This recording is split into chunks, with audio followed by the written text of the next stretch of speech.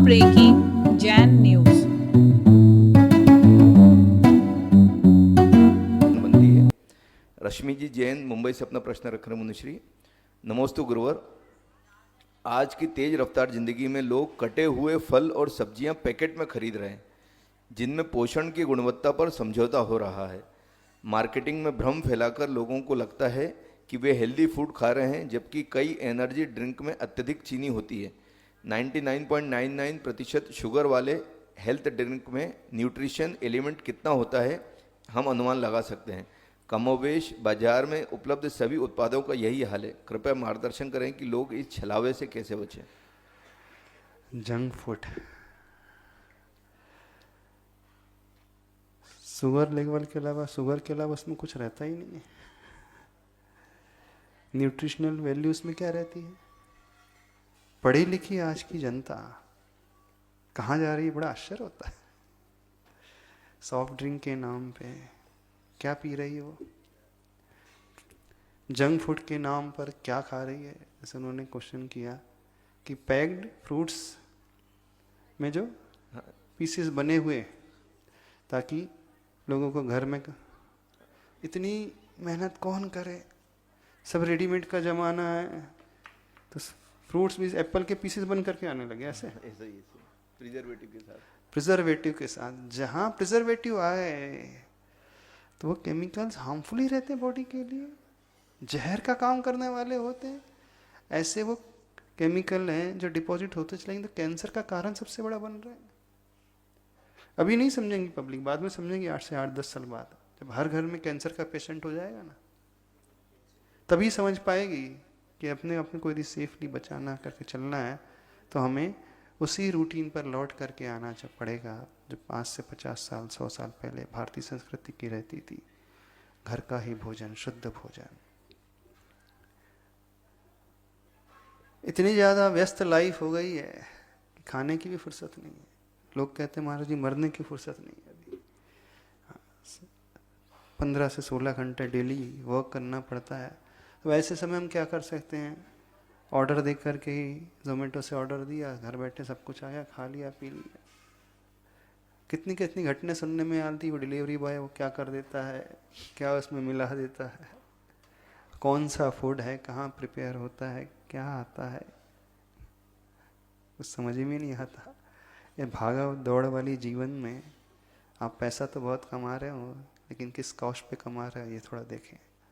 अपनी हेल्थ की कॉस्ट में, फैमिली की कॉस्ट में, अपने जीवन की कॉस्ट में, अपनी ड्यूटीज कर्तव्य की कॉस्ट में, अपने धर्म के कॉस्ट में, अपने गुरु की कॉस्ट में, रिलेशनशिप्स की कॉस्ट में, टेंशन की कॉस्ट में, किस किस की कॉस्ट में आप इतनी व्यस्त लाइफ को जी रहे हो। ठीक है, एक एंगल से आप इतना कमा रहे हो, लेकिन उसके बदले में जो आप दे रहे हो वो कितना अधिक है। Physical health loss, mental health loss, tension, money loss, relationships में प्रॉब्लम, फिजिकल एक्टिविटी नहीं हो रही है, हमेशा व्यक्ति डिप्रेशन की ओर ही जा रहा है। धर्म के लिए समय नहीं, गुरु के लिए समय नहीं, बच्चों के लिए समय नहीं। मेन जो रीज़न निकल करके आ रहा है यही रीज़न है। दैट्स वाई वो ऑनलाइन ऑर्डर कर रहे हैं ना, कि हम मेहनत से बचना चाहते हैं। आखिर हम इतना कमा रहे तो किस लिए कमा रहे हैं? ये काम हमारे थोड़ी। मेन जो थॉट प्रोसेस जो शुरू हो रही है इसका मेन रीज़न यहीं से है। इजी मनी मिलते जा रही है, मेहनत कर, खैर मेहनत करें नो डाउट, पर इतना ज़्यादा सुख सुविधा उन्हें मिल रही है तो कहाँ, किसकी एवज में वो पा रहे हैं? थोड़ा सा इसका लेखा जोखा अवश्य करना चाहिए। जैसे P&L अकाउंट बनाते हो ना, प्रॉफिट लॉस अकाउंट, ऐसे इसका भी अकाउंट बनाना चाहिए। अपनी बैलेंस शीट में देखना चाहिए कि हम जितनी इनकम कर रहे हैं उसके बदले में हम खोते कितना है, लॉस कितना कर रहे हैं। जितना प्रॉफिट हो रहा है उसके बदले में लॉस कितना है। क्या आपकी हेल्थ की कीमत आप लगा सकते हो, संबंधों की कीमत आप लगा सकते हो, अपनी मेंटल हेल्थ की कीमत लगा सकते हो?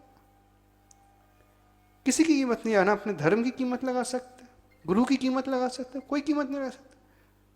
उसकी कीमत तो रुपयों में आके ही नहीं जा सकती।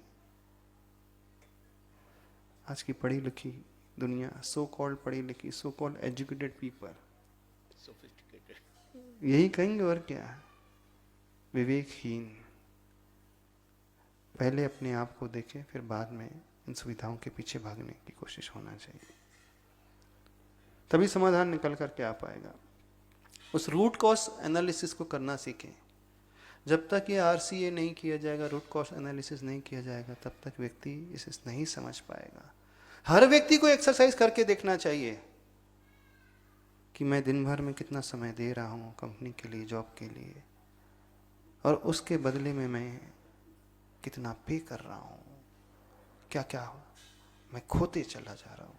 ये एनालिसिस करके देखो, अपने से करें, वाइफ से करें, बच्चों को सामने रखते हुए करें, गुरु को सामने रखते हुए, धर्म को सामने रखते हुए, सोसाइटी को सामने रखते हुए, अपनी physical health, mental health, financial health, सब कुछ सामने रखते हुए करने की कोशिश करें।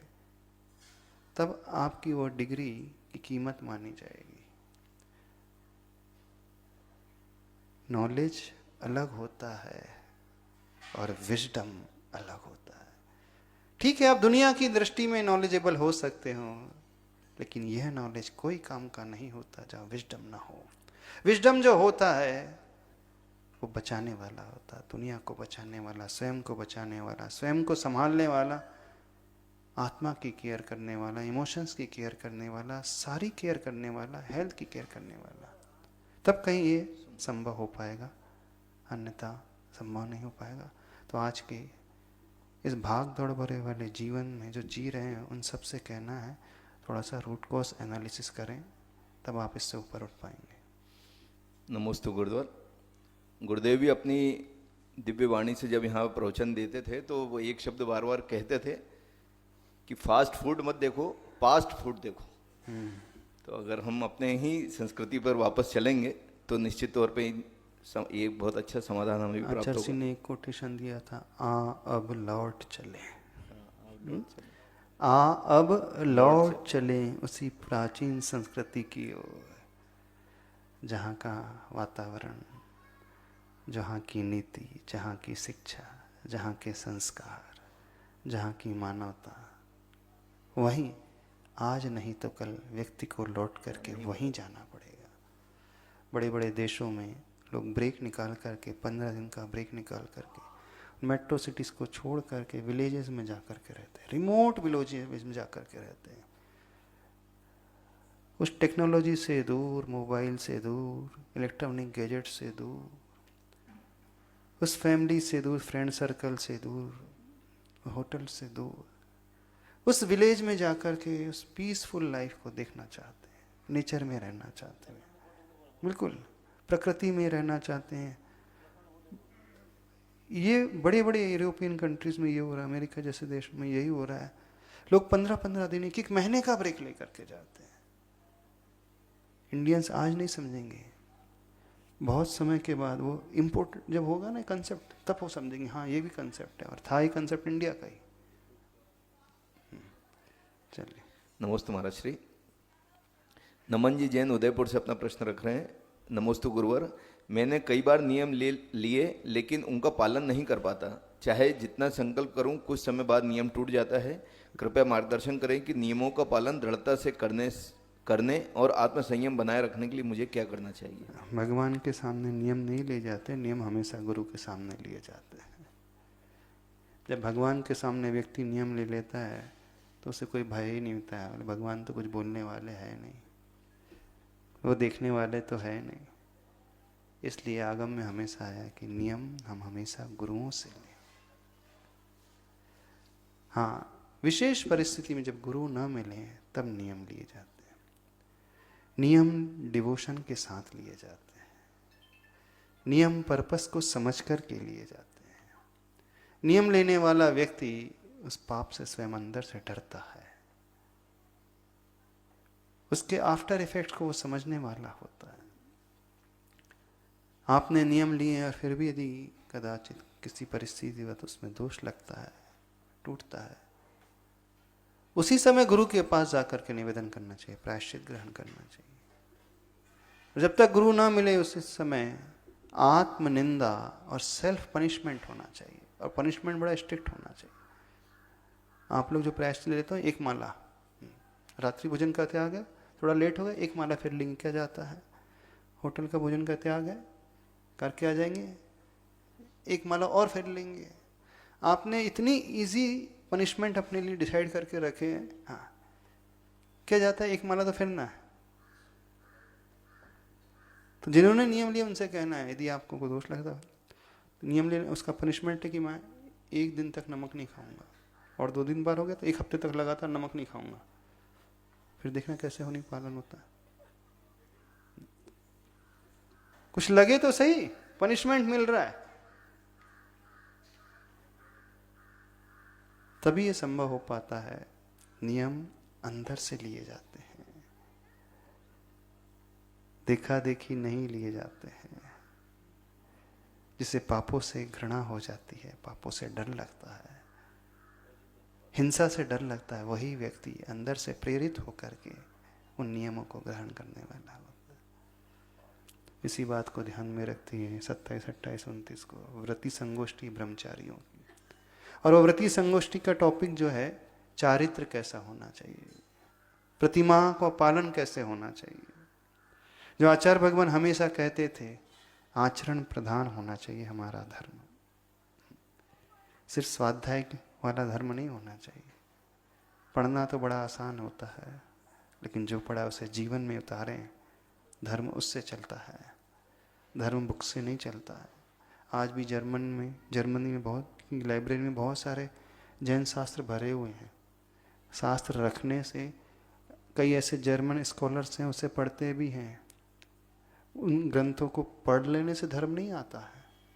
जिन ग्रंथों में लिखा है, जब तक उसे जीवन में नहीं उतारा जाता है, तब तक वो धर्म नहीं आता है।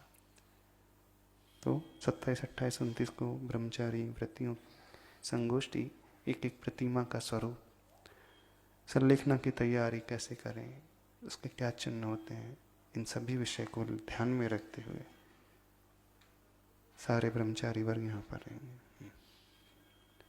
नमोस्तु महाराज श्री। अगला प्रश्न अनीता जी जैन मेरठ से रख रही हैं। नमोस्तु महाराज जी, आपके चरणों में कोटि कोटि नमन। महाराज जी, मैं अग्रवाल परिवार की बेटी हूँ।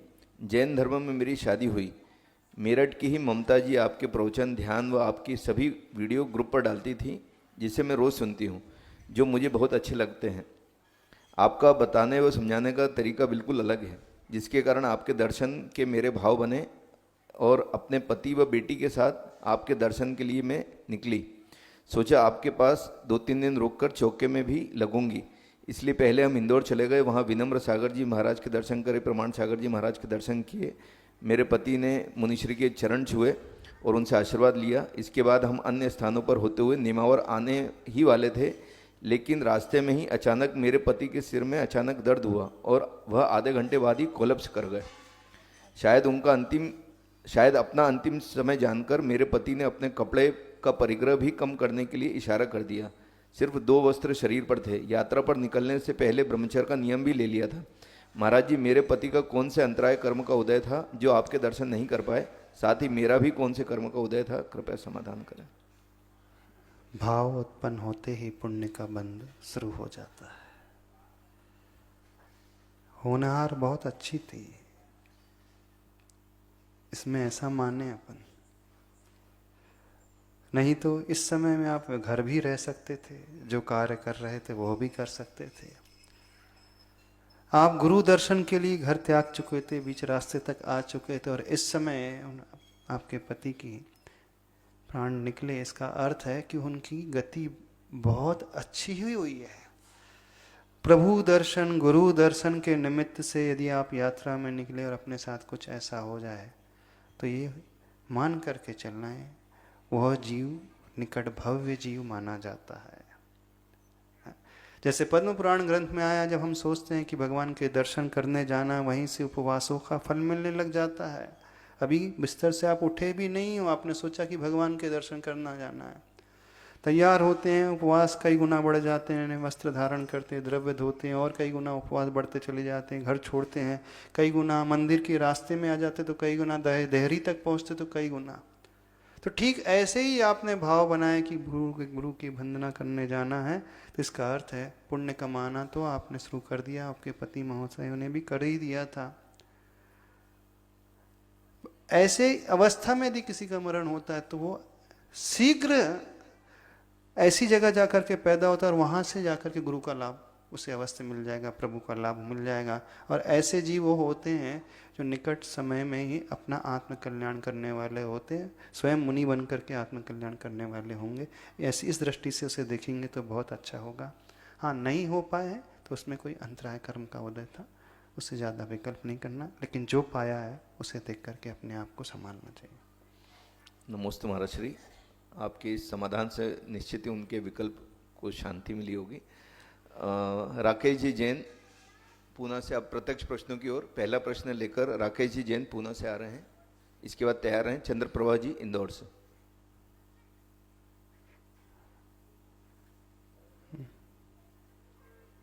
ओम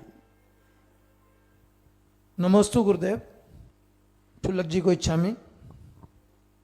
गुरुदेव, ये मेरा प्रश्न नहीं है, मुझे किसी मेरे रिश्तेदार ने भेजा है ये प्रश्न। एक महिला परिवार में जॉब की समस्याओं से कुछ जूझ रही थी और उसका असर उनके पारिवारिक जीवन पर भी पड़ रहा था। तभी उन्हें एक पंडित जी ने सलाह दी कि आप ऋषिमंडल यंत्र की आराधना करें।